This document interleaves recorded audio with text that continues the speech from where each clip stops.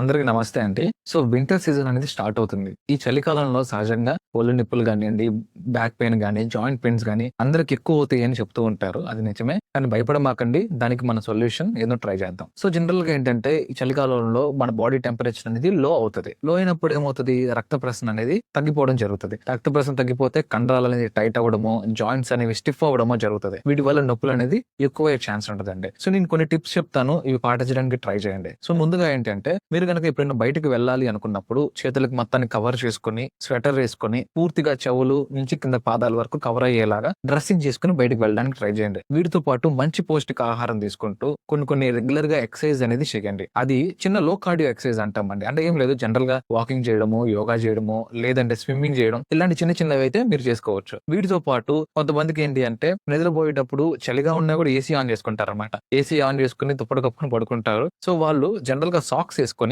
పడుకుంటే blood circulation అనేది improve అవుతుంది. హీట్ జనరేట్ అవుతుంది కాబట్టి కొద్దిగా సర్క్యులేషన్ పెరిగి కొంచెం నొప్పులు రాకుండా ఉంటాయండి. సో ఇవి జాగ్రత్తలుగా ఫాలో అవ్వండి. తిమ్మిర్లు కూడా కొంతమంది వస్తాయని చెప్తారు. వీటికి కూడా ఎన్ని జాగ్రత్తలు తీసుకుంటే ఎక్కడ ఇబ్బంది ఉండదు. రెగ్యులర్ గా ఎక్సర్సైజ్ చేయండి. వాటర్ కూడా మీకు దప్పికున్నా లేకపోయినా వాటర్ తాగడానికి ట్రై చేయండి. మీకు ఎటువంటి ఇబ్బంది ఉండదు. Thank you.